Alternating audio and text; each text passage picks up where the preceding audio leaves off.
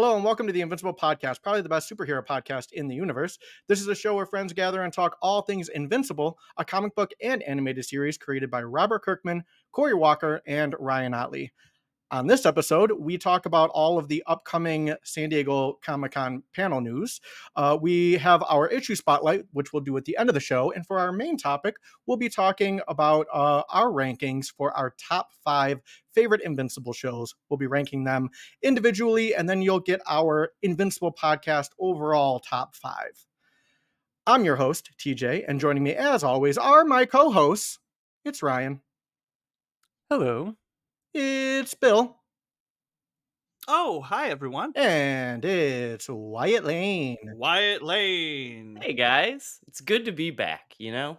It's good to be back. Yeah, it's been a really long time. It has. A little bit of a hiatus. Summer has been busy. Summer has come, and it has been a busy summer, for sure. Yeah, we last did our, what was it, the Yoshi episode, where we had Yoshi Vu on to talk all about his work on the animated series. And then after that, we actually put out like 3 videos. It's just they haven't been like a normal episode of the podcast. We had our, we did the first. It was the Invincible the Hero Building Game episode 1 and episode 2, and then we did an Other Stuff show live stream, which all 3 of those are available over on YouTube. So go check those out. And I think they're staying on YouTube. We're not doing like the audio version of that. So they're very visual episodes, especially the Other Stuff show, because we're talking and reacting to comments and everything, and opening, unboxing things, trying candy. The Other Stuff show is very sporadic. It's unedited because it's just the live version, so what you see is what you get. But it's a good one. We talk about all the things that we've been watching and doing over the past couple of months, and we think we've decided that we're going to do it biannually. Is that that's the goal is twice a year. Twice a year. That's not biannually, right? Biannually would be every 2 years. Well, I asked that question earlier, and I have already forgotten what the right answer Bi-weekly is. We're doing it like in around January to talk about end of the year stuff, and then summertime where we're twice annually. So yeah. What would be semi-yearly? Sometimes not a word. Every other year. Not a word. I don't know if that's a thing. Listen.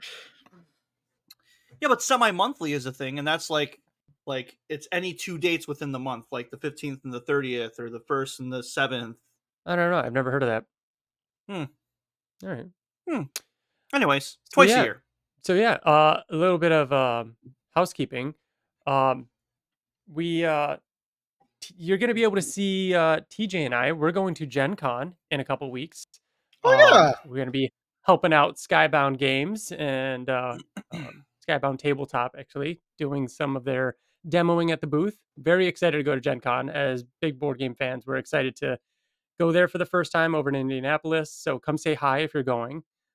Before that, I'll be at San Diego for helping out Black Market Narrative and Kyle Higgins for more of their panels and booth work. So like I said, come say hi. Let us know if you're going to be at either of those, and we'll meet up. Other than that, we do, especially with this episode, we're going to be talking, obviously, spoilers about the show. We shouldn't get too far into spoilers about the comics at any point. I know we have the issue spotlight towards the end of the episode, and that will probably get into some comic book spoilers. So just, overall general spoiler warning. We do talk about pretty much everything Invincible related. So we're going to start off the episode. Actually, let's start off with some emails before we get to the news. So, Wyatt, would you mind taking the first one? I can do that. All right. So this one says, hey guys, what? Exclamation mark, question mark, exclamation mark, question mark. That's all. Am I crazy for thinking she'd be in season 3 after seeing her in the game, even though I know it's early, but it might not be the way they've been moving some things around. Either way, rad. That's from Kevin, who I assume he's talking about Universa in the Guardian the Globe game, which, that's happened, I guess, since last time we were doing like a regular episode, at least for sure. So that was a big surprise, because all the messaging they've given so far has been, we're going to include characters that are from the show. So we're not spoiling anything that's not happening in the show. So yeah, I could see maybe they're teasing that for season 3, or if it is something that she's just not going to be in the show for so long, they said like go ahead and use her. She was in the Adam Eve game that came out, so they could just be, that could be a character that Skybound is like, if you want to use her, go ahead, because there's not a ton that they really do in the comic with her. Like I don't think that her arc is like super long and has tons of little details that they'd be mad about, you know, shifting around a bit. So yeah, curious to see. I think her being in the Adam Eve game definitely weighs into this, as like you're saying, just the character that is not, you know, that you can go ahead and use even though they haven't shown up in the show yet. And maybe they won't show up in the show. Maybe they will later and it'll be in a different way. I kind of find it funny that wasn't it Universa where towards the end of the comic series, like the end of all things, Robert Kirkman kept being asked like, well, what about Universa? Where's she? What's going on with her? Like, are we going to see her again? And then he found a way to like add her very, very subtly into the end there. That one page. Yeah. I find it funny now that it's like she's in everything, everywhere, and you know, like you can't get enough of Universa. It's pretty funny. Did we mention that we were talking about the mobile game specifically? Just so people. Yeah. Okay. Yeah. I wasn't sure if we missed that. So yeah, that is pretty interesting, and we'll see. I'm not sure. I mean, I don't know if I'd see her in 3. I think it'd be interesting to save her for later. Yeah. Yeah, actually, given where we are with the Sequids, yeah, maybe take a season off, maybe like a season 4 thing. Have her show up around the same time as some, you know, return with the Sequids. Oh yeah, could see that. She her story is kind of imperative to Mark when he starts to think about like being what a hero is, like outside of the box thinking, which would align to like when another thing happens with someone who I may or may not like. Yeah. But yeah. Season 4 or 5. Yeah. Yeah, closer to there. Yeah, could see that. All right, Bill, can you take the next email? Sure can. Hey guys, I recently discovered your podcast while working from home for a couple of weeks while healing from a fractured ankle and immediately became a fan. Oh man, we got a lot in common already. I have only seen a few episodes of your podcast, but I feel like I have known you guys forever. Watching your recaps encouraged me to rewatch both seasons of Invincible again. Other than Invincible, what are some of your favorite comic series / characters? I recently ordered New York Comic-Con tickets and was curious if you guys were going to be there. Thank you for helping me get through my recovery. Much continued success with the podcast. Thanks, guys. Best wishes. Warm regards. Love, Frankie Valli. Guys, he's like pushing 90 right now. 95 maybe? I don't know, but huge fan of Sherry, baby. Frankie, we're coining him. Yeah. Coining him. Jeez, I can't talk. Coining him. We're coining him, Frankie Valli. Okay. I thought it would be funny if he's like, I've only seen a few episodes of your podcast, but I feel like I've known you my entire life. Love always, Ryan's mom. Yeah.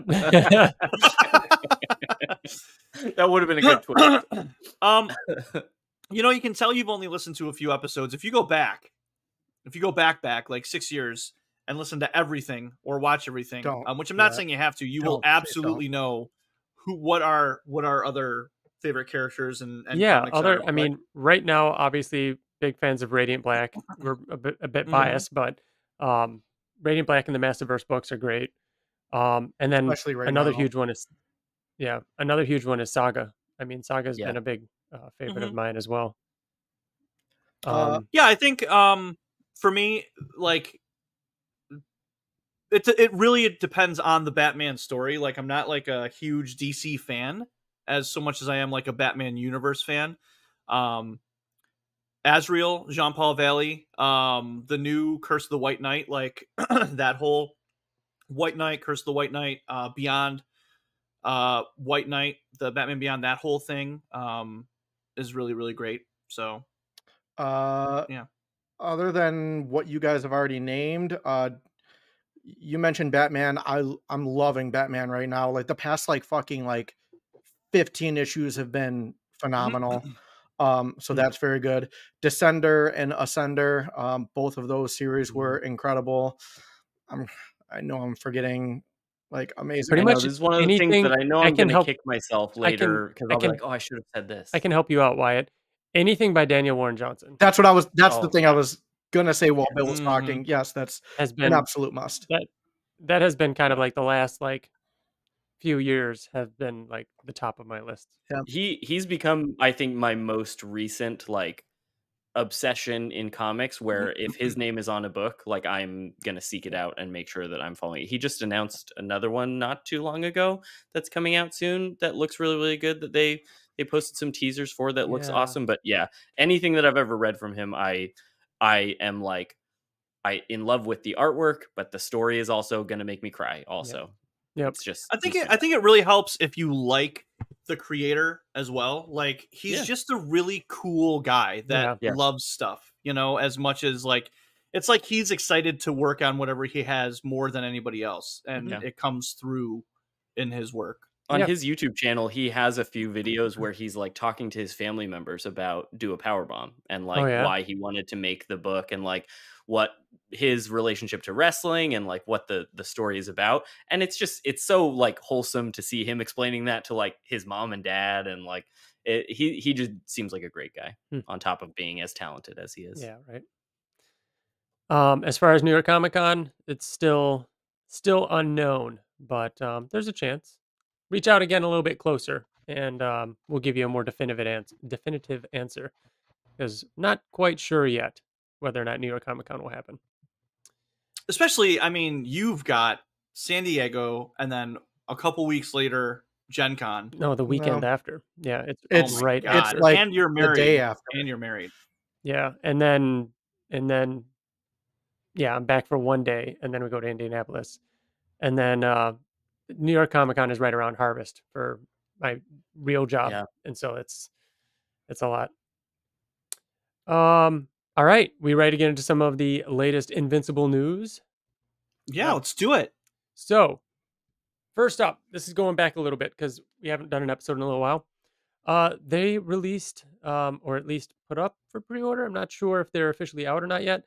Bloody versions of the Diamond Select action figures of both Mark and Nolan. They look pretty cool. I want to say it came in a set of the two of them, and the box might be bloody. I don't remember exactly, or if they were sold individually, but they were exclusively through Entertainment Earth, that website. So you can go through them. Same design and everything. As far as I can see, that it's all the same accessories, everything. I think the blood splatter actually looks pretty good on them too. I like the way it looks. The color matching, like it looks pretty cool. Yeah, it's Kinda $50 and it's a 2-pack. That's what I thought. So Okay, it has Omni-Man and Invincible together. nice. And I want to say it has I can't remember if this was in the original figure that it has Mark with like the broken goggle. Did we have that in the original figure? You Yeah, know? so those are definitely two new Really? head sculpts. So the rest of the body looks like it's the Oh. same, but the Nolan face is not that super angry face unless we got two heads with Nolan. I'm His pretty sure eyes they- are red.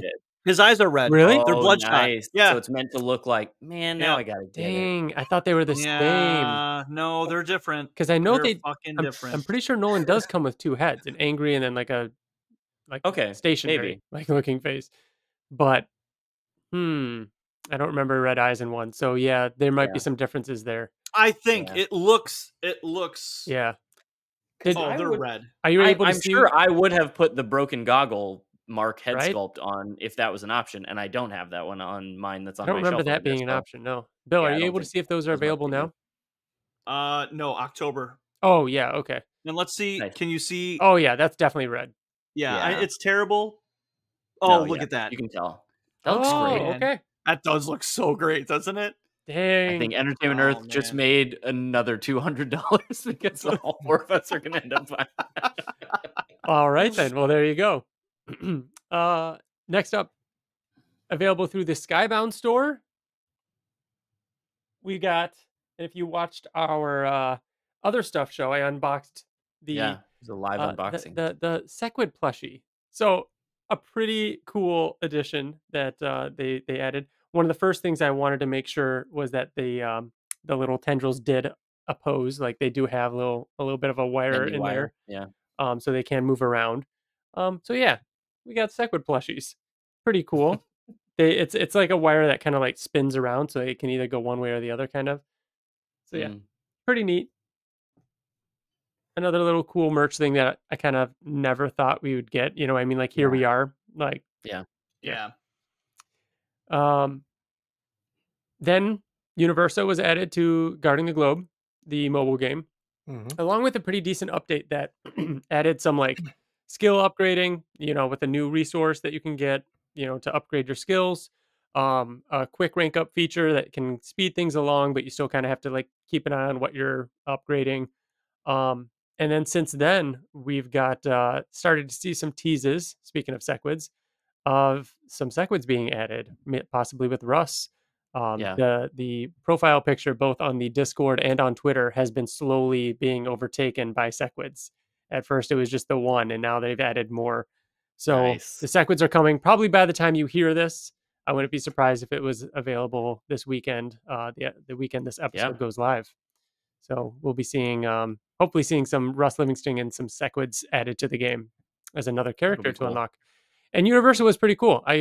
She's a pretty powerful one. They've updated the rankings, the tier sheet, and she's up there. Like it's another solid Earth Defender, not Earth Defender, Worlds Beyond character. So between her and Battle Beast and Alan, that's looking pretty good. So yeah.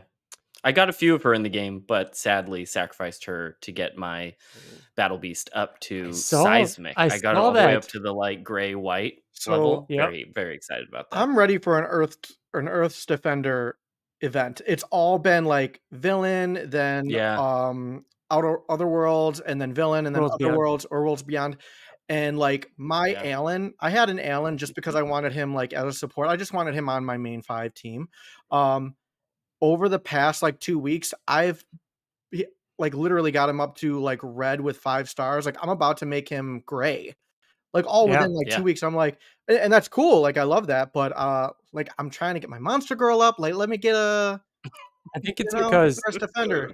Worlds Beyond had the fewest number of elites. Even now, even after Russ would make it so that they're now tied for the lowest amount. They just had like no elites, so they're just kind of catching that one up, I think. But after Russ, I'm sure we're gonna get another faction. I don't know how it's for you, but I like Monster Girl is so rare. I'll you know where I'll see her? I'll see her in the or him in the what is it? The one where you the lab. I see him in the lab constantly. Other than that, but a lot of the times, like I saw Monster Girl in the lab today, actually. But you're right, TJ. That's the only character that is my main character that isn't at the orange with 5 stars. Because it's just taken a while to find her. She is very rare. And then that brings us to what's going on with San Diego Comic-Con. So over the last week or so, Skybound has kind of started to announce a little bit of what, kind of merch they'll have, what kind of panels, what, Ryan Ottley's up to. So this will get a little bit of of information about that. First, we've got Ryan Ottley's new art book, which is cool. I feel like he hasn't done one in a bit. Violence and Pogo Sticks. It's always violence and title, like violence and pinwheels or violence and pigtails and so on. So we've got a new art book, Violence and Pogo Sticks. He also is releasing a variant of I think it's issue 2. This one is the Adam Eve drawing that he did. I want to say a couple of years ago. We've actually talked to him about this, and I want to say Chicago. This is such a great drawing. This is the one with Eve on the bed doing her nails with Mark passed out.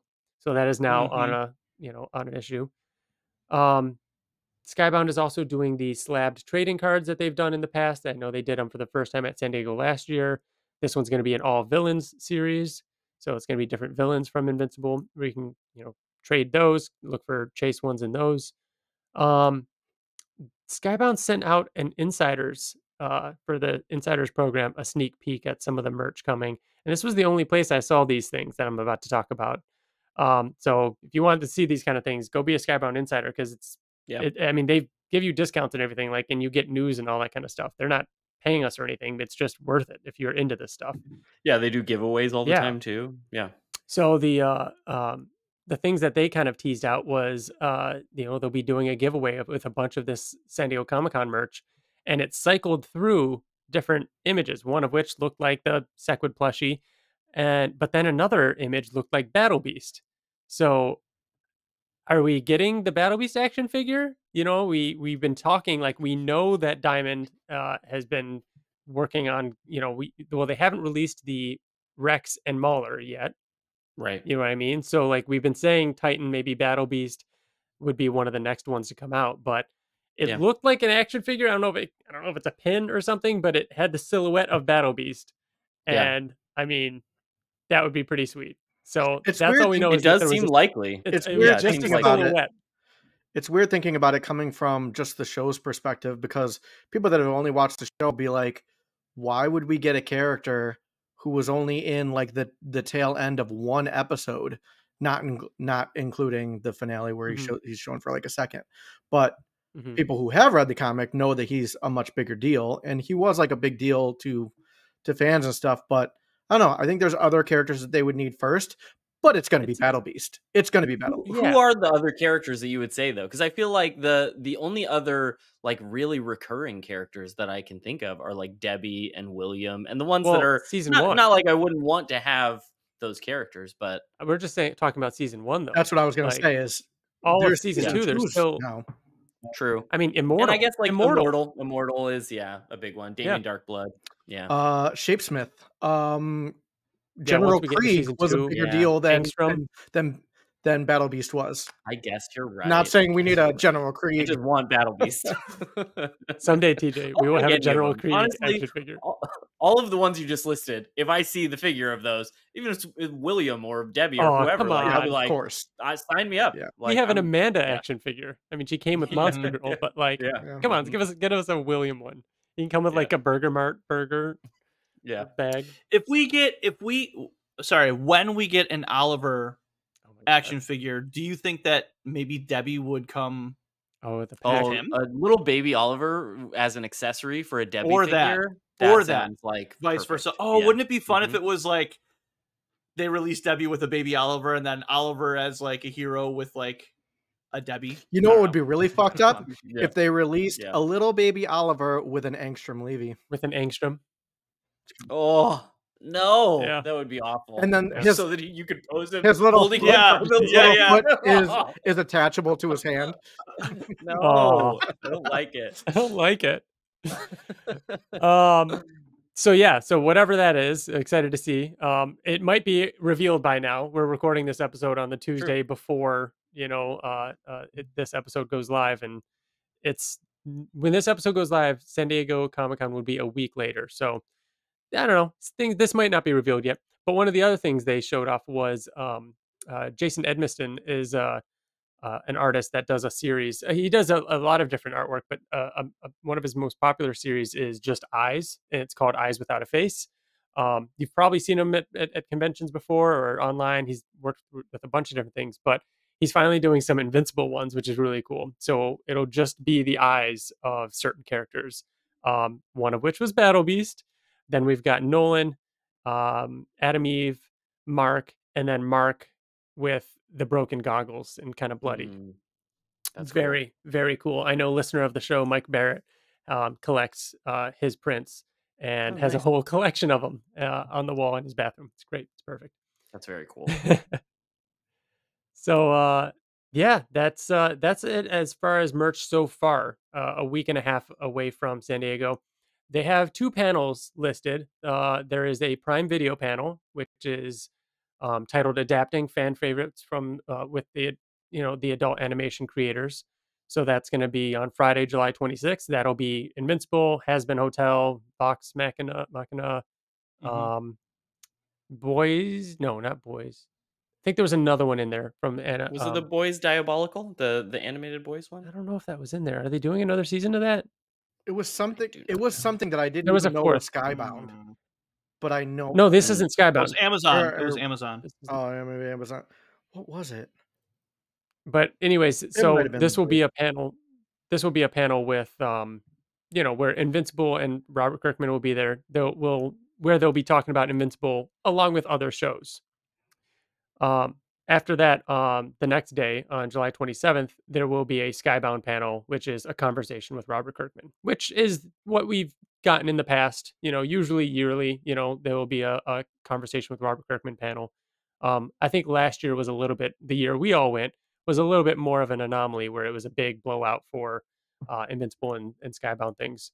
So that being said, do you guys have any last minute predictions? Any last minute thoughts on what we might see at San Diego this year as far as Invincible or news or anything? Real quick, Sausage Party was the other animated That's what it thing. was. That's Amazon Prime. I looked it up just now. As far as like what I'm predicting at this point, I think as far as the show, the most we're getting is I could see in that conversation with Robert Kirkman panel him being like, I'm not supposed to really tell you this, but this is who this person's playing in season 3 that we haven't announced yet. Yeah. Like something along the lines of that, since he did that last year when he wasn't supposed to, even though they were talking about tons of other news. So I feel like we could get some of that. And then beyond that, I just really don't know. I don't remember what I predicted we would get at San Diego. I know, we same. did our predictions at the beginning of the year, but Yeah. it feels like we're in the lull between seasons. We're not ready to start promoting season 3 yet. It seems like we've heard from which actor was it? Was it Ross Marquand that he was doing an interview and said that he thinks that they're probably going to be coming back early next year. Like that's when season 3 will be coming. That makes me feel like we probably won't get a ton here. Yeah, I think it's a bit early. I could see totally just like a small casting thing or maybe an image, you know what I mean? Like just an image without a date. Yeah. But then I think New York Comic Con would be the blowout. Yeah. I don't think we're gonna get anything because there's no specific panel, is there? I mean, it is going to be part of the Amazon Prime panel. That's what I mean. So I don't know. I think if anything, it'll be, which sucks for me because I was very optimistic with when it was coming out. Not looking in your favor, Bill. Not looking in my favor. The past couple months went by quick. They did. I could see, granted, like when they started promoting season 2, it was a whole different ball of wax because they had been away for like a year and a half, 2 years, whatever it was. But they released the little Burger Mart teaser almost like a full year before season 2 really came out. It wouldn't necessarily shock me if they did have like a poster, like a single image poster, and it just said early 2024, like just to confirm sort of that is the window when it's coming. I mean, kind of like the Burger Mart one said late 2023. I mean, or 2025 is what I meant of the year. They did a whole secret episode. You know what I mean? I know that's different because there was a lot of time off and everything. And they were doing that whole blowout last year. But yeah, they might still surprise us. But I think expectations are checked. I think that voice casting is a definite. I think it's 100% going to happen. I don't know how many, but I think there's going to be at least one. And if there is only one or two, they're going to be bigger name characters. I don't know, I don't think it's going to be like Conquest. You know what I mean? Like that's too fucking big. But I could see it being like bigger name characters, people that we haven't seen or whatnot. But that's just as far as the animated series goes. I don't think that we're going to get more than that. I don't think we're going to get a release date unless it's like what Wyatt said, like early 2024 or 25, something like that. But I do think that there's going to be more in the Invincible realm outside of the animated series. Mm-hmm. I think we're going to get nice. I think we're going to get maybe Ryan Ottley did also say that he was announcing talking about a new book, right? In one of his Instagram posts, he sort of alluded to that there would be another book that he could talk about. It was very vague, and it was just kind of like on another post where he was talking about something else. So yeah, that could be whatever he's working on next. He's been working on something for a while. Just the Didn't he say that he was going to announce it at the end of that week? I took it as either the art book or the variant cover. Oh, maybe he meant the cover, the variant. Yeah, could say about a new book, unless he just meant cover. I don't know. Yeah, because it's vague too, where he didn't say like a new series. It was just a new book, I think, and that could mean really anything. He has to Okay. announce what he's working on, though. It's I been mean, so it was long. years ago. It's been years ago. He's been talking about working on a new thing with an indie book. He's gonna. We'll see. Yeah. And I mean, I think it's clear that because of that, I think it's clear that there is not like a hard deadline for whatever it is that he's working on. It's not like he's still working on Spider-Man where they have to hit these like quotas. And I think they're clearly in a like, take your time, make the thing and make it as good as you want to make it. So which is better if for we everybody. don't hear about it, I will remind myself that like, you know, it's better that they take the time that they feel like they need on it. Right. That's right. I think that does it for the latest Invincible news. I just thought about it a minute ago. Copies of Invincible, the hero building game, have been going out for anyone that pre-ordered it. So that's very, very exciting. Let us know if you've got it and tell us about some of your experiences with it. We're hoping to do some more recordings. We've just been so busy lately. I'd like to do some more playthroughs of that because it's been a lot of fun. We did play our first playthrough of the third scenario because we want to play it once without being recorded so we actually know how to do it. And so me, TJ, and Bill played through that, and it was very fun.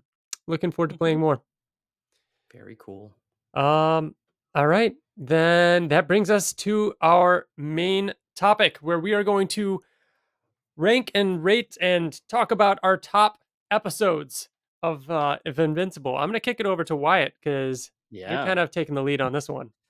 Yeah, this is one that I remember people requested like right after season 2 ended. Like I want to say Mitch had messaged us as well, being like, what would be your top episodes? And we've shared here and there like what we were feeling like our favorite ones were. So we had this idea to do each of us do a top 5 and to make it interesting as we go. Since we knew once we all ranked them and gave our top 5, we wanted to then be able to see like, okay, which episode was ranked the most by all of us? Like who had the same episode on their list, who had it higher.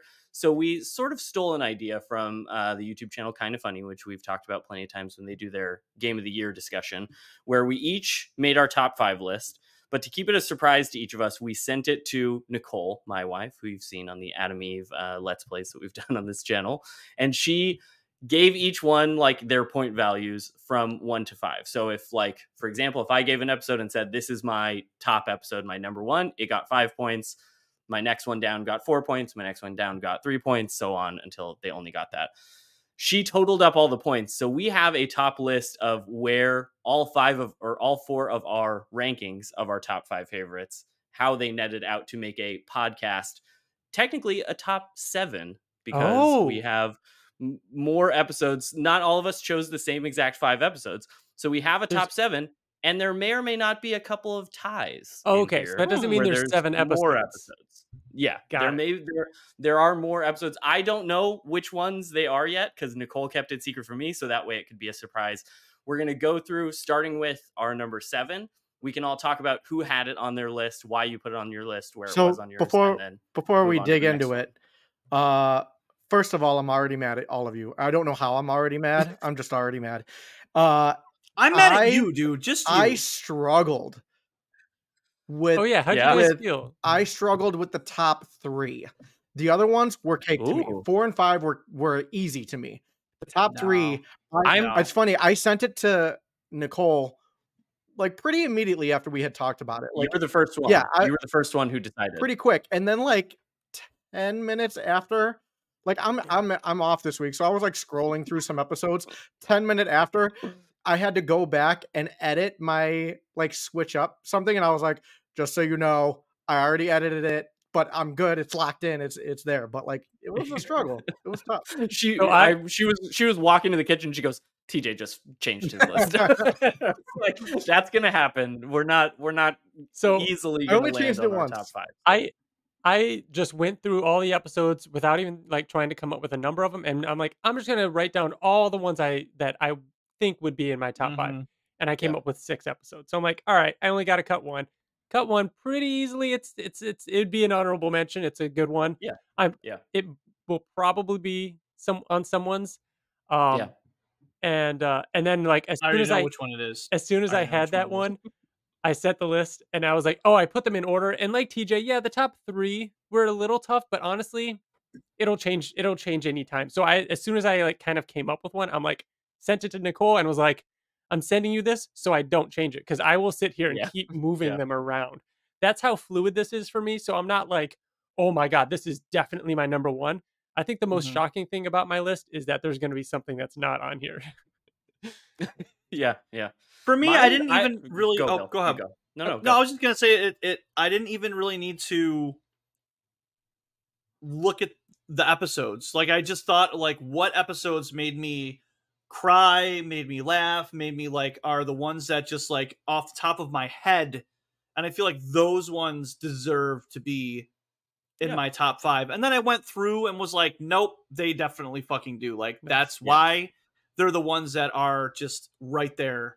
So I honestly thought it was easy, and I think that TJ and I are probably going to argue. And I really do feel like TJ is going to call me a basic bitch. I don't know. I You feel it? You feel it? I did the same thing where it's like, I can throw out my top 5 in a second. And that's what I did. And I sent it to Nicole. And then I just like randomly was like, oh, like, let's look at this episode and this episode. My top 3 were changed, like, not like, oh, like, let me switch this one. They were changed drastically after going through the episode. Because I was like, oh shit, like, I gotta fucking move this one back, move this one up. Like, Mine was kind of the opposite of, like, my process felt sort of the opposite of yours, TJ. I struggled with 4 and 5. Like, I knew my top 3 and I knew my number 1, and then my 2 and 3, I was like, I could go either way. But then my 4 and 5, I had like 5 different episodes that I was like, they could be 4 or 5. And the last couple of days since we decided we were doing this, I would just put one of them on in the background and then like try to help me figure it out. So again, the reason I feel like I'm not going to argue that much in this episode, I know that that's not going to prevent us from arguing, is that I can't imagine any of your lists, and I can't imagine looking at any list and being like, that's ridiculous. I don't get why you would have that one so high. Because all of the episodes have so much in them. Yeah. Like, there's a handful of episodes that I would be like, that's weird. But this isn't like, they're all so great. it's funny because this isn't ranking like, these are the only good episodes in Invincible. Like, this is easier because it's like they're all really good. Like, we could have like every episode listed, and this is just favorites, and you know, it's fun to do this. I am predicting that I do have an episode that no one else has, and it's going to be the last on the list because it's also going to be something that is very low scoring. I bet I know. Would you like to hear our number 7? I bet I know what our number 2 is. We're going to be talking all throughout it. I bet I know what our number 2 is. All right, let's just go. Let's go. Let's delve in. All right. Our number 7 ranked episode, Adam Eve special episode. I knew it. That's what I was thinking. Number 5 pick. Yep. He's the only one who picked it. You guys, it has I did think about putting Ryan, I did think about putting that on there. Like, after I did it, I'm like, oh, you know what? There was the Adam Eve special, but it was an afterthought, man. I just couldn't. It didn't. Arguably the best action scene of the entire series. You're fucking crazy. You are crazy. You're fucking crazy. You're crazy. Ryan, you're fucking. No, I'm not. TJ, can we? What, are you gonna team up? Gang up? Yeah, can we gang up on Ryan right now? Ryan, I will say this was one of the. It was a great special, but it's not. It does not even come close. The bridge scene with Adam Eve using her powers is some of the best choreography in the series. It is choreography, the fight scene. It goes on perfectly long. The emotion of that scene, her siblings like falling apart and disintegrating, and like the dialogue, the acting in it is awesome. Her using her powers for the first time, turning the book into glass, and the like shock, that animation, it almost feels like a Pixar movie. Like, having fantastic. all female performers do the music was a great choice. Like, it fits so well. The way this episode, I mean, I can't help but tie into some of my picks. The way that it impacts me and us too. Having this episode surprise dropped, it being a filler in between the 2 seasons, what it means as far as adapting this story that we've always wanted to see adapted, what this episode is going to mean for later in the series, how important this is, like getting to watch it in a crowd with everybody. Like, this episode is special, and it's not just because it's called the special. One of my picks was because of that too, Ryan. So are you? Sorry, what was it? It meant more than just what was in the episode. Yeah, that's what I mean. That was one of my picks. And it should. Like, we're picking things because we want to, because it's the way we feel. Like, when this episode is on, when I'm like just even the beginning, the opening with showing the flashback of like younger Nolan, like working with the Guardians, and they all look younger, and the Lizard League, and like this episode is fantastic. It is so good, and I knew I'd be the only one. It was in my running for my 4 or 5 spot. Nice. It was one of the ones that I rewatched it yesterday because I couldn't decide, but it was one other episode that just beat it out. Just putting this at the top here too, because we just went over our first one. Bill and I disagreeing with Ryan that it should be on our list as top 5 is not saying that I loved the special. I loved it. I know. It's doing it's doing the opposite though. What it's doing is I'm not tearing down the special. I'm building up all of the other amazing episodes that I think are in my top 5. So don't take it as like I love the special, and I understand where you're coming from because it means more than just the content of the episode itself. So I can understand that.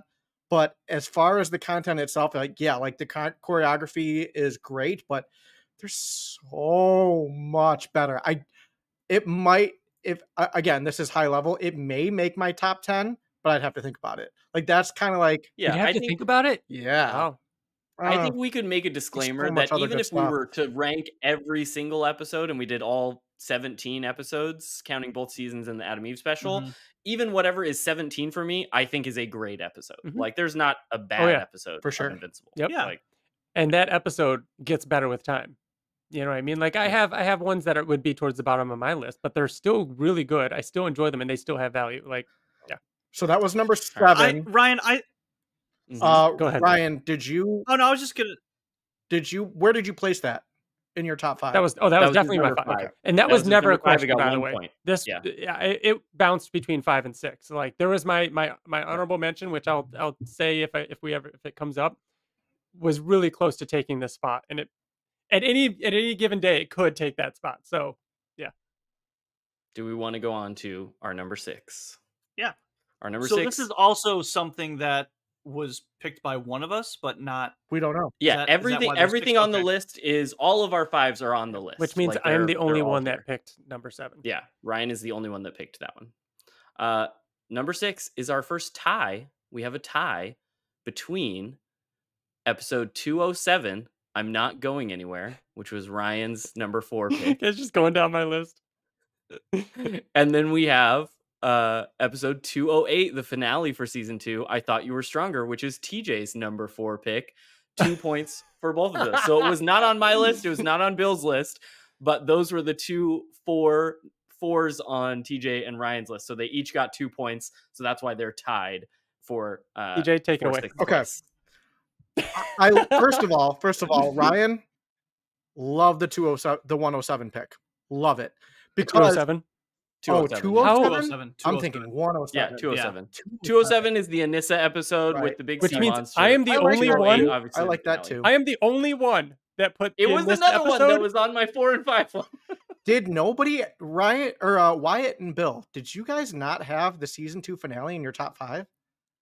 I didn't, and I'll explain why I didn't put it on my list. I didn't put it on my list because it's such an intense episode. It is, I would say, the most intense episode of Invincible. Like, if I'm just ranking them on, like, stress and impact, and there are some of the best performances that Steven Yeun has given, that Sterling K. Brown give. I know all of those things. It's one that I almost don't want to rewatch as much as the rest of the show because it stresses me out so much. Like, it's such an intense ride that has very little humor in it, other than like we get some of it with the other dimensions and things like that, that it feels almost overwhelming. Again, it is one of those ones where I was like, how can I not put that with the scene of Mark walking through the desert talking to himself? There's so many things I love. If I can go off of that.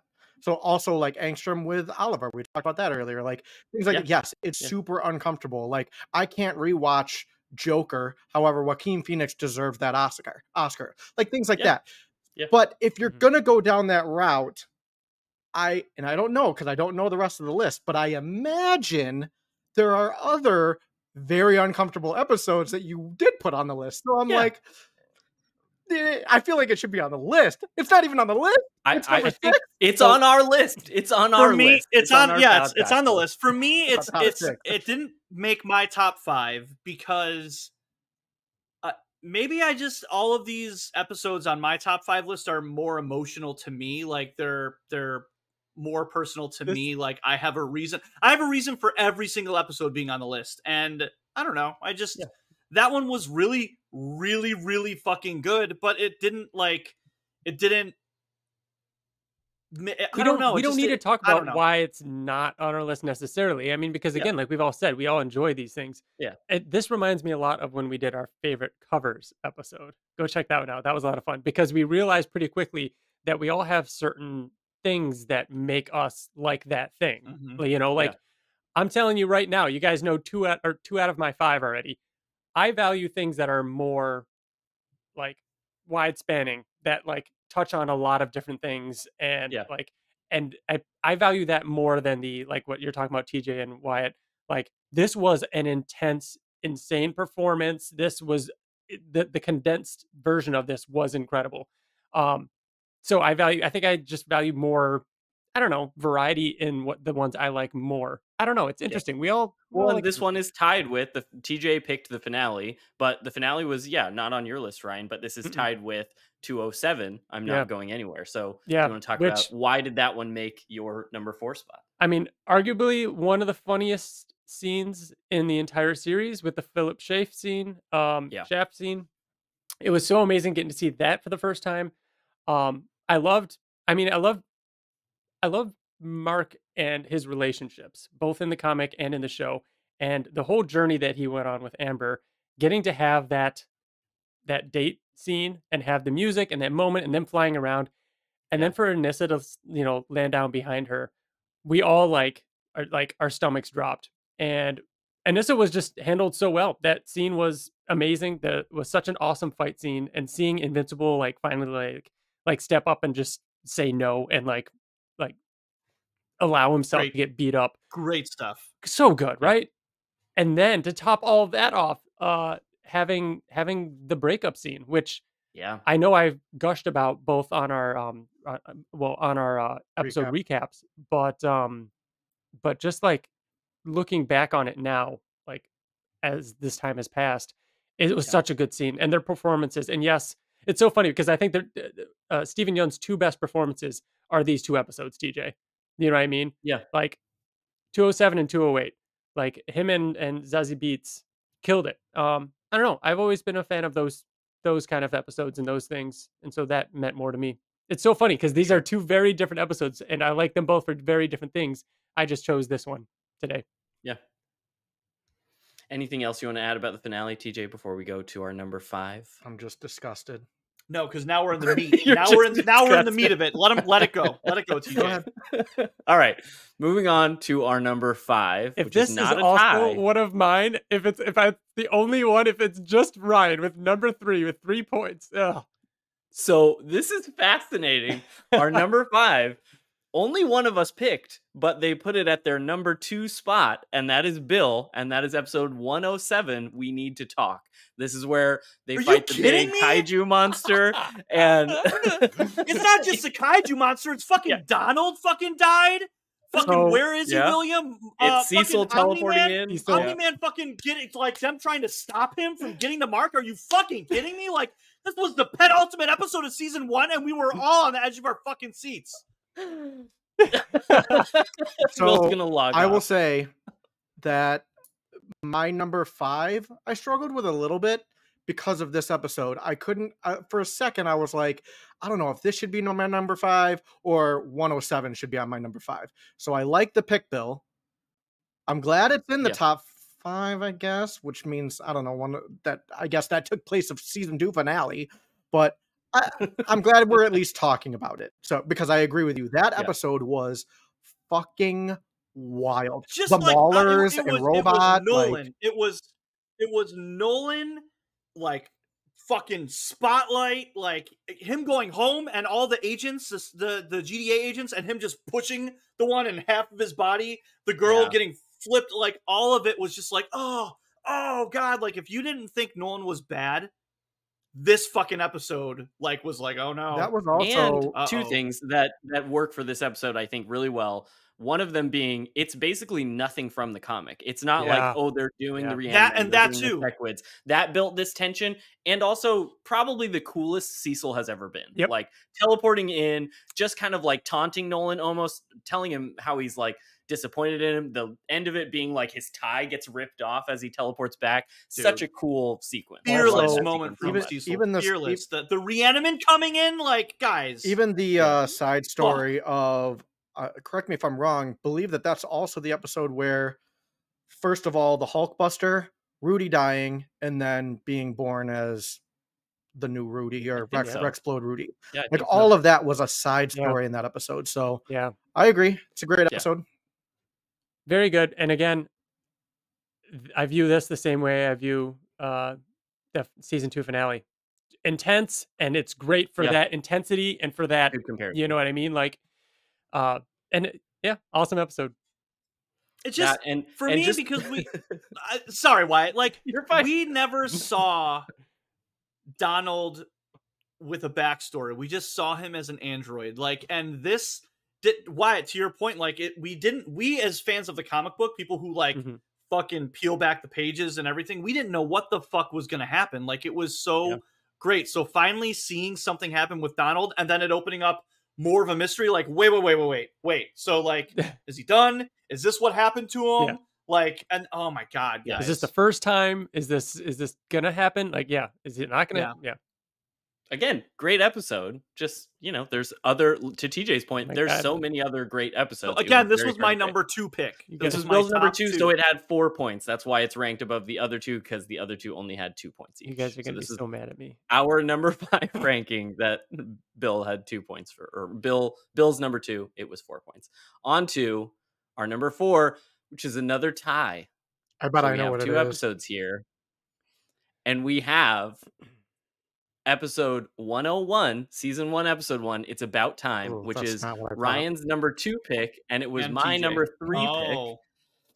And episode 105, That Actually Hurt, which is TJ's number 1 pick, Wyatt's number 5 pick, Number 1. and Bill's number 5 pick. So they both have 7 points. Wait, So we have season 1, episode 1, and Yeah. season 1, episode 5. So we have. can you tell me who obviously the voted for premiere 5? 105? For 5 was TJ's number My 1. number 1. It was my number 5, and it was Bill's number 5. My number 5. Okay. So Yeah. to just jump in here real quick, my 105. This was my honorable mention. This was bouncing in and out with the Adam Eve special. I love 105, and I agree. Like Wyatt and Bill, we were all on the same page with it being the number 5. Kind of shocking, TJ, like for it to go all the way to your number 1. Can you talk? You talk about it. I Yeah. want to hear. So Wait, this was your number 1 this is pick, my TJ? number. This is The my Machine favorite. Head, and This is my Titan episode is TJ's number 1. This is my number 1 because, and again, I rearranged my top 3. When I went to this episode, it starts with fucking Titan. It goes to Adam Eve arguing the big blowout argument with her parents. Great Rexplode episode. Then it leads to fucking Machine Head and ends with an incredible fight with Battle Beast. Not just Battle Beast, everybody else, but then fucking Battle Beast. It was... Yeah. You can't have all that and it not be like... Okay, another You're thing... forgetting... No, wait. You're forgetting the most important reason why it made my list. It's because the elephant was in it. The elephant, yeah. And that alone... So... And because Yeah. Wyatt gained fame with this episode. Yeah, That's there you one go. of the My main Machine Honestly, reasons Head why it was was that's the my reason number why I 5. like it. That Machine had so much too. But like the season 1 finale, the season 2 finale, they have to be great. They're a finale. This episode had no right being so good. I know. It is so Yeah, it was a shock. fucking good. And like that, the music, like, this felt like, oh shit, like this is Invincible. Like this is us getting into Invincible. Especially after going over it again, like this is undoubtedly my favorite episode of Invincible thus far. Out of 2 seasons. Yeah. So- all of the things that you said, I totally agree with, TJ. And I think the thing that put it over the Adam Eve special or 207 for me is that of all of like the pillars that make up Invincible and the different aspects of it, I think this episode is the first one to introduce to the show the idea of Mark working with villains that are complicated, that could be seen as heroes, that are doing things that aren't necessarily just, comic booky villain things. And Titan being that the vehicle into all of the other crazy villains of Machine Head and Isotope and all of the characters we're playing with in the Guardian of the Globe game now. Like, it is just, it's so good.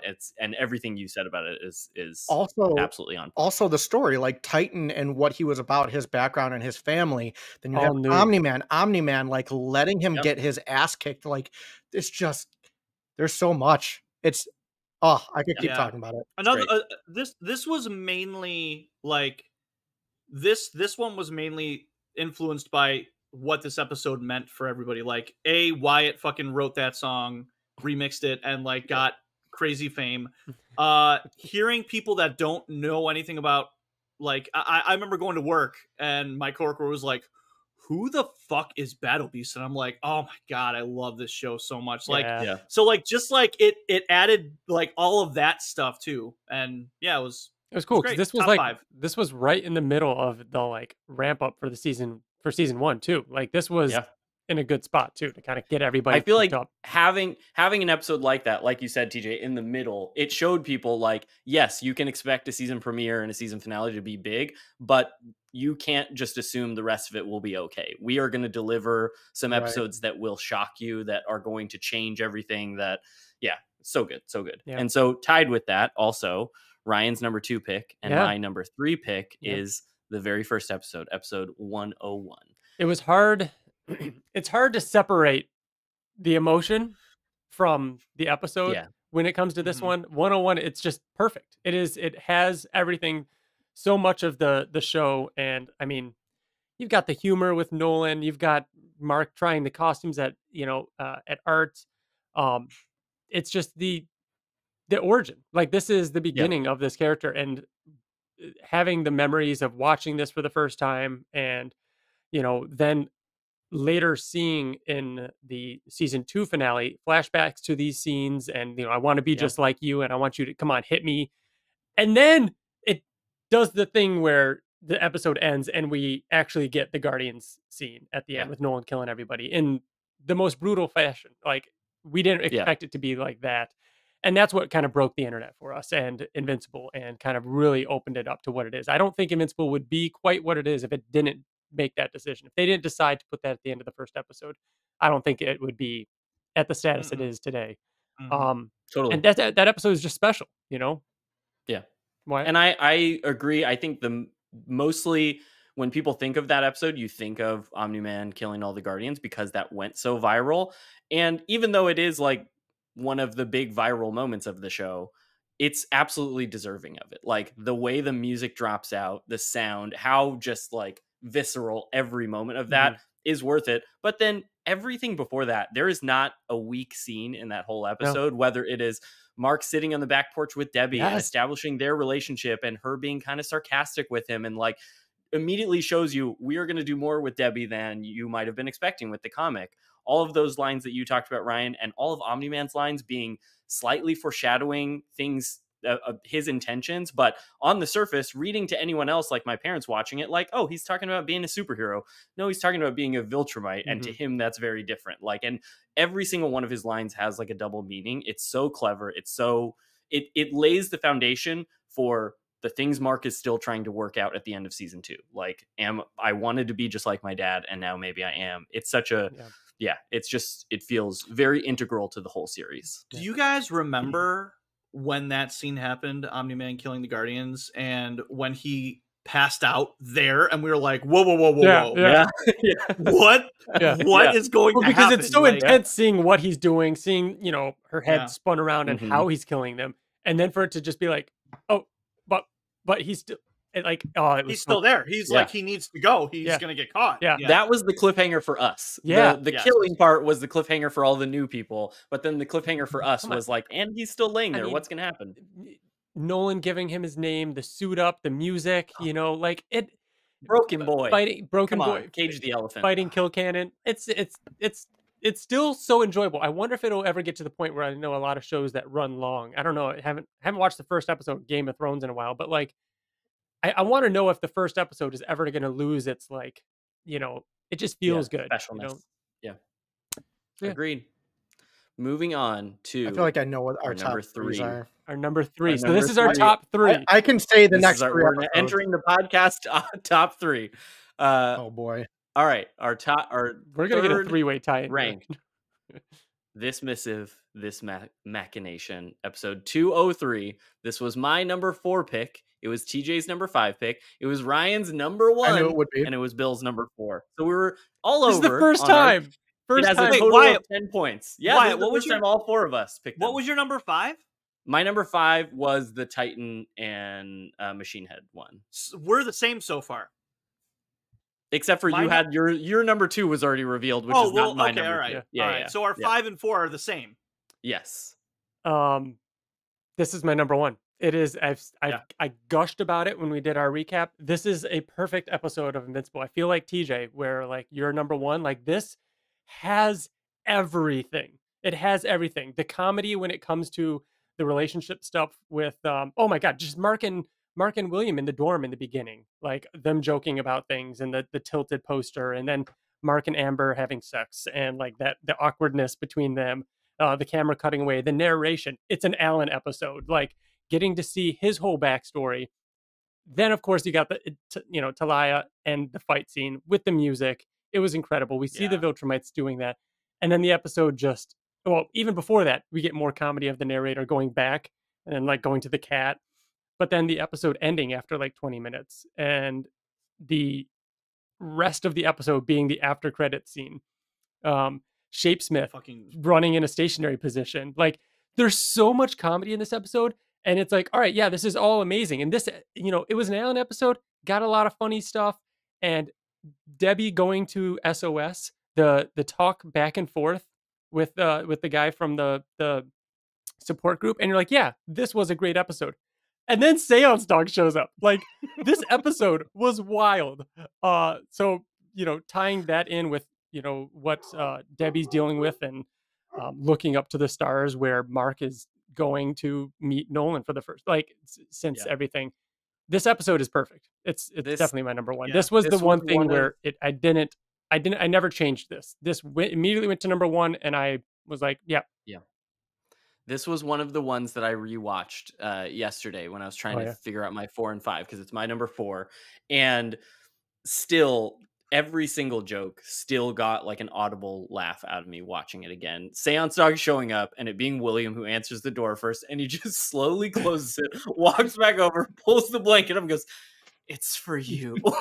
Like Nicole and I both started laughing out loud watching this episode again. It's so funny. We have dogs. And it's got so many great moments. You're halfway to understanding. It's so good. Everything about it is fantastic. Even once he stopped being Seance Dog and he's Nualzat and he's like, how many? It's like a couple galaxies away. Yeah. Pretty far. It doesn't matter. Like all of his lines are so funny. It's great. And yeah, the Debbie and the support group thing where they go to the bar afterwards and are talking is so emotional and sets up where she's at in the next episode. Like it's everything about this episode is so much fun. So for me, I said that I was struggling between my number 5 and my number 5, which would for like a second between this episode and 107. And the reason why this pushed it, the thing that pushed this one into my top 5 was our experience watching it, because when Seance Dog showed up, we lost our fucking minds. Like we watched it all together, all 4 of us, even Wyatt was on stream watching it with us. Like we just, because we knew what it meant and we knew what it was leading to. And all of us were shocked that was happening. Like, I don't know if it was happening earlier than we thought it was, or we like forgot, like, I don't know. But when he showed up, I remember when there was a knock at the door and William was like walking back to his bed all shocked. We were all throwing out predictions on who it could be. And I don't think any of us said Seance Dog. And it was just shocked us. And I think when we lost our minds from then all the way up to Nolan putting his hand out, it was just, that's why this made the top, because we were all just like shaking. Yeah. It's fantastic. There was something else I was just about to say about it and I forgot. But yeah, it's great. It's really good. Bill, where was it on yours? Yeah. It was my number 3. Yeah. No. It says your number 4. It was my number 4. Yeah. So it had a total of 10 points. Okay. Yeah. And is that not sharing a tie or anything? That is our number 3. No tie. That is our number 3. I think Nicole told me there was going to be 2 ties, so I don't think there's any more Really? ties. I think know we what the have top 2 two more are. Then episodes left. I know 100% what the top 2 are. I mean, I know one of mine has not been on here yet. Same. 2 of mine have not been. And then I know what the other one is. Yeah, I think I do too because I know the number 2 now. So our number 2, it's been a while. Episode 204, season 2, episode 4. This was my number 1 pick, unsurprisingly, if you have ever seen my tattoo. Mm-hmm. And TJ's number 3 pick and Bill's number 3 pick. It was not on Ryan's list. Ryan, you're a fucking monster. Are you kidding me? Yeah. The black For a hole total scene of and 11 Debbie points. walking across the 11 bridge, that points. scene alone, I was like this. We were watching it and I was like this. I know. This is the one. I knew you guys would be mad at me. You're a- Sorry. I had anticipated this because I remember saying, I had said after this episode came out, this is the best episode of the show. This is definitely my number 1. And I remember you being hesitant about that because there's so many that you would put above it.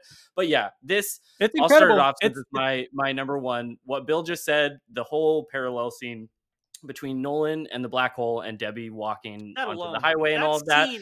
That scene alone is like the best scene in Invincible. It is. I remember watching it being like, this is special in a way that I don't feel like the show has been special in the way that it is just framed and written, and it's not trying to beat you over the head with it. Like, it felt like watching it, you sort of got to discover that yourself. Like, I think we probably all had different moments of being like, oh, they're framing this the same way. Oh, they're telling us the same thing about both of these characters are in the same place. And on top of that, like, talking about best performances, Stephen Yeun confronting Nolan and the amount of times that he is just like, fuck you, I don't have to listen to you. You should have said sorry. You should have done all these things. And like goes to leave. Yeah, he's just so angry. And then on top of that, to get one of the like craziest fights from the comics that we all were wondering, when would we be getting this? Like, to your point, TJ, of knowing that when Seance Dog shows up, we know what that means. This is kind of the big thing of what that means, is that we're going to get to this big sequence where it's 2 Viltrumites versus, or it's 3 Viltrumites versus right? all of them. Is it Lucan, Lucian? I think. Lucan? Yeah. Just with his finger pushing Mark's head like into the dude, like that. Mark finally, the music kicking in and him finally like fighting back and like thwap. Like, I remember that was my picture. It was thwap when he blocked the punch. Another Dude, child. the whole These episode is so great. disgusting creatures. For me, this one was my number 1. And then I went back and I skimmed through this episode, the 204, and then I skimmed through 105, which was my number 3. And I swapped 2 and I swapped my 3 and my number 1. I kept 2 the same, but I swapped my 3 and my number 1 because it, like, I don't know. That's interesting. But I mean, Wyatt pretty much said it all. That opening scene was like one of the best things I've seen like in fucking media. Like, that was just so good how it mirrored each other. And then the episode just kept going, and you know, it's everything that we want in Invincible, with just fighting and bloody and drama and sadness, and it's just perfect. I think what got me was I'm pretty sure in the episode it showed Nolan going. It didn't do it like parallel, like at the same time, right? No, it did. So yeah. I remember when it showed Nolan, I was like, wow, this is really powerful. But then I like literally, I feel like I could get teary eyed right now thinking about Debbie, and wasn't she barefoot? Yeah. Just she was walking the the street for a while, and then on the because it ends. The last episode ends. She's walking in the middle of the street with no shoes on from the bar, and that's where it kind of picks up with her story. And the idea of these 2 people who were so hurt and experiencing the same amount of pain because they were without each other, like, why can't they just be together if they're this hurt by being apart? Like, I don't know. It's just it's crazy to me how real it was and how like deep it was. Like, you could just dissect those two scenes. Even though this episode wasn't on my top 5, if we were to do top 5 scenes, like favorite scenes or impactful scenes of the show, this is on my top 5. I think easily. I think it's number 1 for me. I agree. Yeah. It's the first thing I think of when I think of a scene, like a top scene from Invincible. Yeah. So that was our number 2 with Oh. 11 points. We all know what number 1 So we is. all know. We all So know. number 1, I mean, we should all know. Number 1 is 108, Where I Really Come From, the finale of season 1. This was my number 2 pick. It was TJ's number 2 pick. It was Ryan's number 3 pick, and it was Bill's number 1 pick. What do you know? Total of As it 16 should be. Can you do that one more time? My number 2 pick. It was Okay. my number 2. It was TJ's number 2. It was Ryan's number 3 pick, and it was Bill's number 1 pick. All right. Yeah. So we had a total of 16 points for that one. Yeah, it's just, this is another one that, like, what can you say that hasn't already been said about it?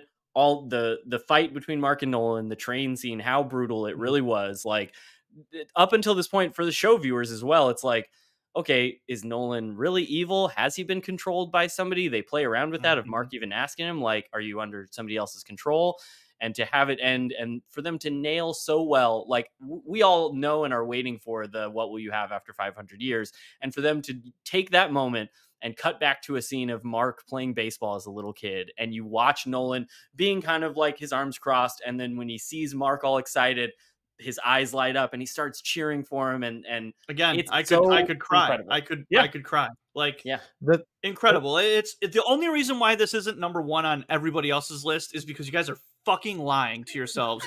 You don't want it to be number 1 because it's old news, and it's like it's Shawshank. Of course it's number 1. So Episode 1 is literally higher than it than this. Not on this on list. my list. Not on this list.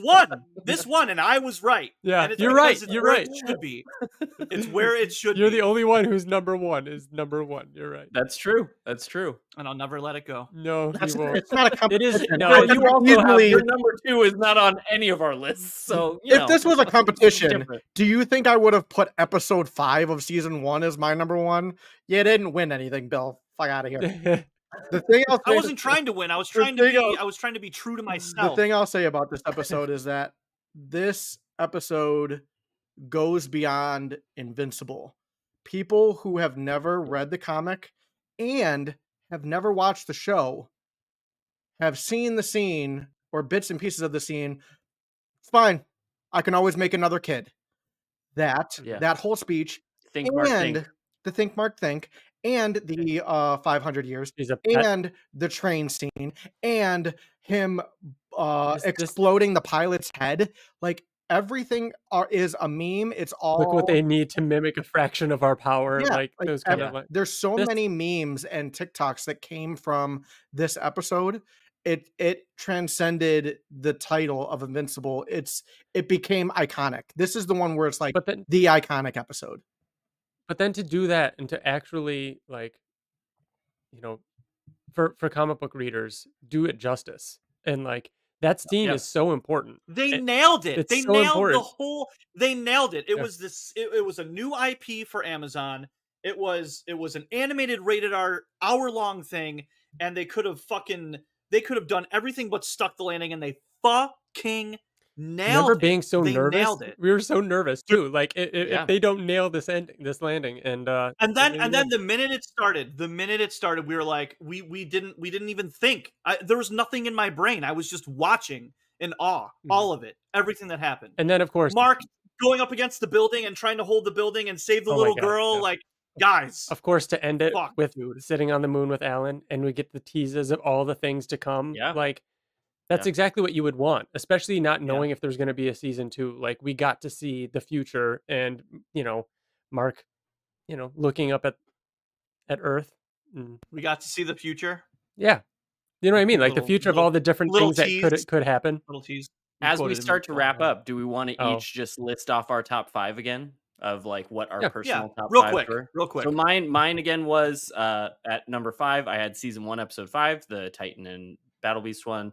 At my number 4 spot, I had season 2, episode 3, the Allen episode. My number 3 spot was season 1, episode 1. My number 2 spot was season 1, episode 8, and then my number 1 spot was season 2, episode 4. My number And 5. ours were almost identical as far as the episodes we chose. I think there was only one Yeah. difference. Yeah. My number 5 was 203, which was the Allen episode. Number 4 was season 2 finale. Number 3 was season 2, episode 4, with the intro that we had talked about, Nolan in the Black Hole. Number 2 was season 1 finale, and my number 1 was episode 5, season 1. Titan, Machine Head, and Battle Beast. Mm-hmm. Yep. Ryan? Starting with number 5, the Invincible Presents Adam Eve special episode. My number 4 was 207, which was the Inissa episode. My number 3 was the season 1 finale. My number 2 was the season 1 premiere. And then my number 1 episode, my favorite episode, is the Alan episode. This Missive, This Machination, episode 3 of season 2. Number 5 was episode 105, so that's Titan. Number 4 was 203, which was the Alan episode. Mm-hmm. Number 3 was 204, which was Black Hole Bridge scene. Number 2 was 107, the Where's Mark William scene. And number 1 was season 1, episode 8 finale. So And how many? before- Before we move on, Nicole actually included her top 5. I asked her just to, share Oh. as to well. include And it. she made our doc. Mhm. Her number 5, the Adam Eve special episode. So you're not alone, Ryan. She put Thank on her you. top 5. Thank you. Hey! I'm sending her a text right now that just says thank you. She'll know. She'll know. Number 4. Her number 4 was 204. It's been a while, the Black Hole episode. Her number 3 was 108, Where I Really Come From, the season 1 finale. Her number 2 was 207, I'm Not Going Anywhere. So she was also aligned with you on that one. That was one that was on your list, Ryan, that wasn't on the rest of ours. 207. That was her number Yeah. 2. That was her number 2. And her number 1 was the Alan episode from season 2 Come as well. on. Yeah, Nicole. there you go. There we go. And she gave an honorable mention to 205, which was on none of our lists, because she really liked Rex's like pep talk with Eve and the Lizard League fight, and Shapesmith saying, "I'm so sorry." Good episode. Oh, That was her top. I 5 as actually well. thought that might end up on yours, TJ. I was a little surprised. I thought for 205. sure it was just going to be all Rex. Yeah. All Rex all the time. Yeah. Like honestly, the entire 205, 206, and 207 were all great Rex Yeah. episodes. Like him being like, the 207, I think was, or no, 206 was the Octoboss. like him the thumbs up with Oh, yeah. starting Yeah. out Mhm. like and then the Yeah. Octoboss. He got a title card. Yeah, he got a Yeah. that was really good. So how many episodes total? I know we had 7 ranked, but it was We had only 7, 10 and 2 of them were a tie, so 9. we had 9 total. nine there. Yeah. episodes. So Yeah. out of what did we say? That's 17 episodes. Out Yeah. of 17 episodes, we collectively picked the same 9 ish. Yeah. It's not bad. Yeah. It's not bad. We weren't all over the place. I was kind of worried that could be like all right, and in our 10th slot, we've got a 3-way tie because everybody, yeah. Yeah. But Yeah. pretty good. We're all pretty much in the same wheelhouse. So Yeah. very cool. Again, you could have picked. We could have all picked different episodes, and no one would be wrong. No, Yeah. no, that was fun. That was pretty cool. All right, so that brings us to our issue spotlight. This is where every like standard episode of the Invincible podcast, one of us we each take turns talking about an issue from Invincible. Long ago, we did recaps. We've actually done a recap twice. We did it first with the new readers, and then we did it again over the course of several years as we slowly read through the whole series and talked about it at the end of every episode. So this is kind of our new way of recapping and talking about the comic. So like I said, each of us brings an episode or an issue to the table, and this episode, it's TJ's turn. So take it away, TJ. All right. Any guesses? Well, we do 20 questions, right? We do 20 questions. I don't think we have to do 20, but we can Not take some 20. guesses. We can do 2 or 3. Oh, man. TJ, is this within the last 50% of the series? Yes. Okay. Okay. TJ, is this within the last 25? We I just know, keep I making really- this smaller. Whittle it down. No, TJ, is this part of the end of all things? No. Ooh. I got my next question lined up. I have. Is this before issue 100? Is it a double-digit issue? It's a Yeah, it is. triple digit issue. It is after issue 100. Oh. Oh. Oh. So each of you, TJ, Oh wait, are we still doing I got one more questions? question. Yeah. Let me do one more. Is this issue drawn by Corey Walker? No. Oh. That was a good question though. Fuck. I thought There's I had only it. what 4 remaining because I said it's not End of All Things. Then again, Ottley took over for End of All Things. Oh, it was all of the End of All Things. I have no Corey Walker guesses. did the. That's what I'm did the saying. prior. Ottley took over for End of All Things. Yeah. Corey Walker was 127 to 132. Okay. Sounds right. No more questions? I don't have. So any give me more a number, questions. each of you. Give me a number. 17. It's a triple digit. I don't know. He just asked for a number. Am I guessing the issue? Yeah. Yeah. I'm gonna say 117. 103. 103. 117. 118. All right. That price is right. So, issue 123. Oh. So this opens up. They're on Thraxa, and it opens up with Eve talking, and she's got baby Tara in her hands, talking with Mark. She's talking about how she is Telescria. Sorry. I was like, You what? said Thraxa. They're on. So they're talking about how Eve says that she's getting like planet cabin fever. She's bored. Mark and Oliver keep going off looking for Thrag, and they're doing different things, Coalition of Planet type stuff, and she's just stuck at home, and she's got Tara.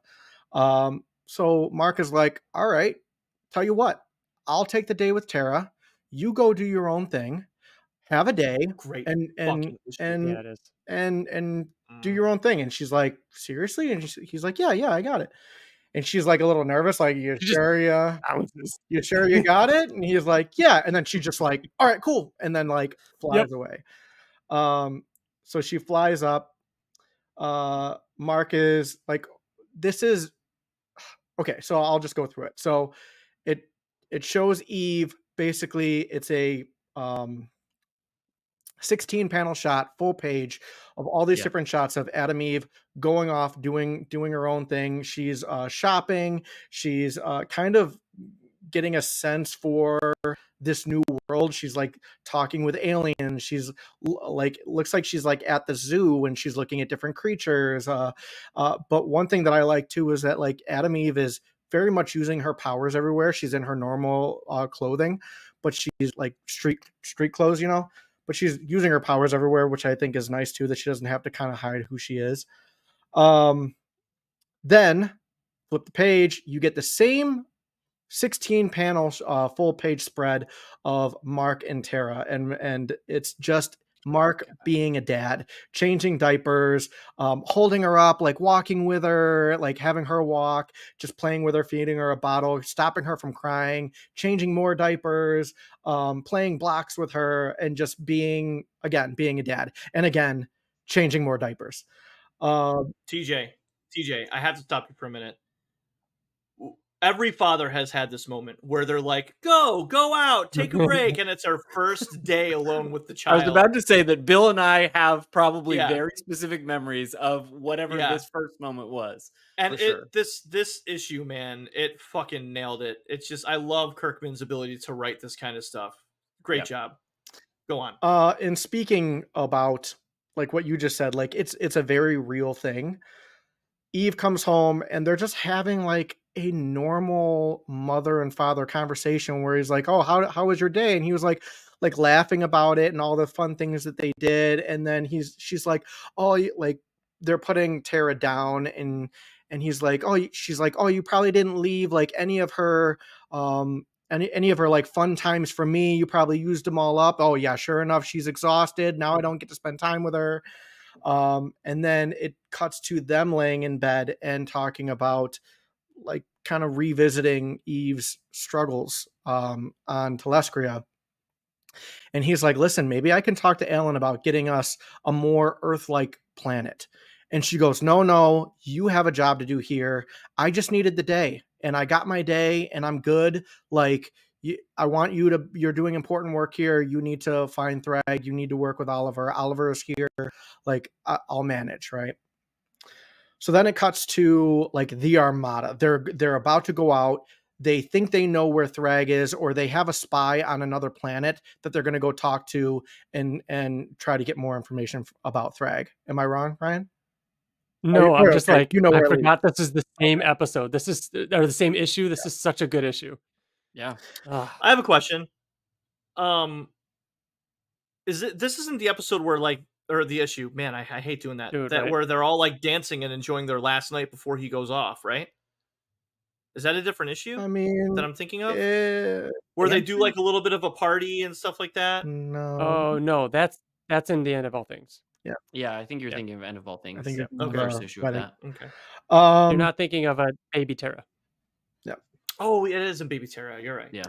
Right. So they're all gearing up and they're all getting ready to go out and find more clues about Thrag or find Thrag, whatever. So they're saying their goodbyes. Mark says goodbye to Tara, and then Alan walks up, and then Eve is like, "You're not going with them," and he's like, "No, Oliver and Mark got this. They can handle themselves. And hey, like, if you're looking for a friend here on Celestria, like, I'm a pretty cool guy," and they like laugh about that. Mm-hmm.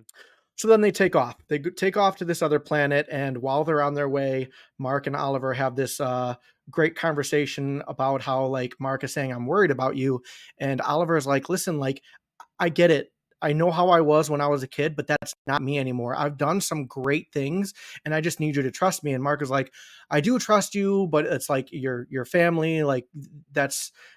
He's always like gonna worry, and then they laugh about how crazy it is that Thrag is making a whole army of Olivers, and like, oh man, that's kind of scary. They land on the planet and it is deserted, and they're talking about how Thraxans were supposed to like set up shop here and like and start planting and start building a home here, and they're just gone. Don't know where they are. They meet up with the spy who was supposed to tell them information but doesn't really have much information to tell it. He's like, "I don't know. They all just like left. They all just disappeared." So Mark and Oliver decide to split up and search the planet. So we get it from Oliver's perspective, where he goes off and he's with the whole army that they had shown up with, and they're searching. Mark goes off and he's searching in a different part of the planet, but they still have their like comms on, so they can still talk to each other. So Mark finds this massive cave. He finds this huge, like, endless hole in the cave, and he starts flying down it. And he's talking to Oliver, basically narrating what he's seeing, what he's doing. Then all of a sudden, they lose communication because he's going so far deep into the planet. And he's like, "I don't like this. I'm not safe. I can't talk to Oliver, so I'm going to start flying back up the hole." But he can't because something is pulling him down. He hits the ground at the bottom of the hole, and the spaghetti monster shows up, which was coined by the blue spaghetti monster, which was coined by trademark yours truly, the Invincible podcast. So the spaghetti monster shows up and he's like, "Whoa, like, this thing is super bright. I don't know what it is." The tentacles, like the little spaghetti tentacles, reach out to him, and he's like, "Against my better judgment, I probably shouldn't do this," but he touches it. It gets brighter and brighter. He starts getting engulfed by spaghetti, and then you turn the page. Knees became weak. You turn arms the page, were a little sweaty, and all of a sudden, you see the Grayson home. Debbie knocks on the door, like, "Hurry up in there! What are you doing?" And Mark is sitting on the toilet as he was in issue 1 of Invincible, like holding a science dog comic book, like, what the fuck? Where am I? Mm-hmm. Why am I back here? Yeah. And that's how the issue ends. Prelude to reboots. Great issue. Believe we haven't talked about this issue yet. That's such a huge issue. So much, because I think so much of the Daddy-Daughter Day, you know what I mean, being such a great moment, being so fun and so happy. We should have known. We should have known. Yeah. We're being trapped right now. I always forget that's the same episode or the same issue. Yeah. Mm-hmm. So I don't want to get into it, but I'm gonna get into it. The blue spaghetti monster wanted Mark to make a choice. Yeah. And you know what I mean? Could Mark like have not gone down there? Was it, could any of them, what if Oliver had flown down there? What would have happened? As Kirkman said to us, we read too much into Yeah. it, where it's like, I know. and again, we're I speculating. This is know. all speculation, but maybe the blue spaghetti monster deals in fate, where it's like Invincible had to make a choice. He was always going to end up in that cave, no matter what. One way or another, he was going to end up in that cave. They were going to meet, and he was always going to make the choice that he inevitably does make. But that's just the nature of this blue spaghetti monster. I don't know. I don't think that's necessarily true, because the blue spaghetti monster then wouldn't have even given him the option or say, hey, I need you to do this, if he knew that if he had the ability to fucking time travel or put him back in time, and B, knew that Mark was going to be the one that ended up in the cave, it wouldn't have been an option. So I think that it was a circumstantial kind of situation. And the blue spaghetti monster took that as an opportunity to change look something. at how good you are doing. You are the one that can make this better. I like that, because I like the headcanon of Thrag was there, and then they just left. Did Thrag go into the cave? Where did Thrag go? What did Thrag see? Write that short story. And then we That's see a all good of one. Thrag's backstory. Oh, and yeah, that's what I'm saying. He's thinking about things that led to the destruction of Viltrum. That's what I'm saying. Yeah. What if he lived? What if Thrag actually lived like an entire different future and then went back to like the timeline we're in is the revised so version he saw of Thrag's like timeline, Nolan and like thousands of years after the fact, and then he went back, and what we're seeing now is Thrag's second go at it. Imagine reading that story and getting to the end, and the blue spaghetti monster basically is like, you chose poorly, like you are not the one, like you have that moment. So you see that it makes Mark even more righteous, you know what I mean? Like, because he actually would have been good enough. But Thrag was not, because of the decisions he made and the choices he made. And maybe it's back to like we were saying, like when he's younger on Viltrum or something. So I love that the fact that whenever the blue spaghetti monster is mentioned, it's like how Mark couldn't escape it. It just wraps its tentacles around the podcast. And it's like, come up with some more theories. Well, this is give me one one that more. We've never talked about Thrag going into the cave. Like this is the it keeps evolving thing that I love. Yeah. I love the idea of the Invincible comic book that we're reading is Thrag's second attempt. Like he actually went back and changed something. So, and we don't know what that timeline is. So the reason why I chose this this issue, and I was thinking about going more reboot, but that reboot is pretty much that. It's reboot. I am, out of everything in Invincible, the one that I'm most curious about how they're going to do it in the show is the blue spaghetti monster. Like, are they going to do it exactly the same way? Is there going to be more to the story? Is like, I don't know. Like, I'm very curious about. I think they will, if anything, all they will do is they will do it the same way, get it to do reboot, go back to early season 1 type things, do the time skip.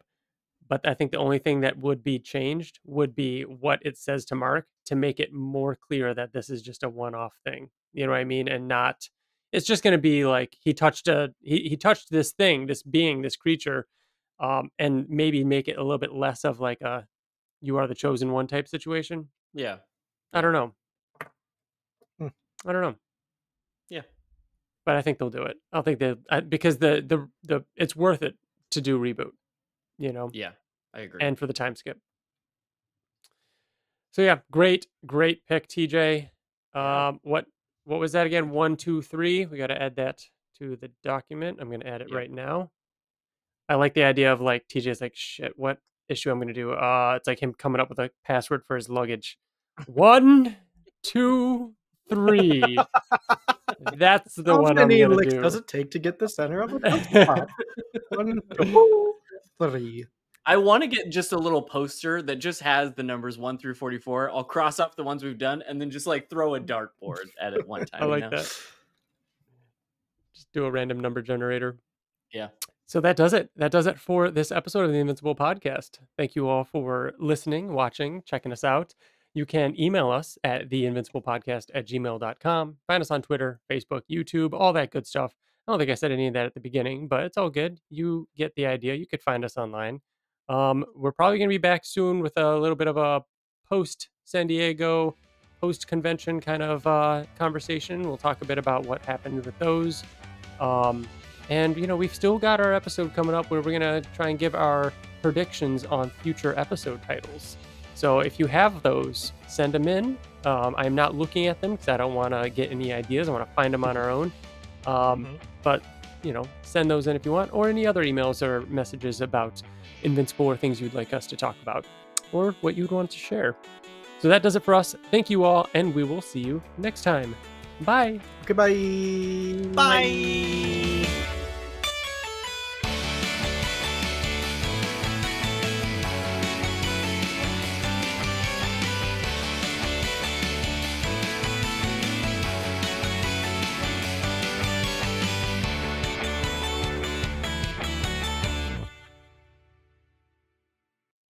But How yeah, far is it? it's like an 8-hour Indianapolis? drive. It's 8 hours away. 8-hour drive.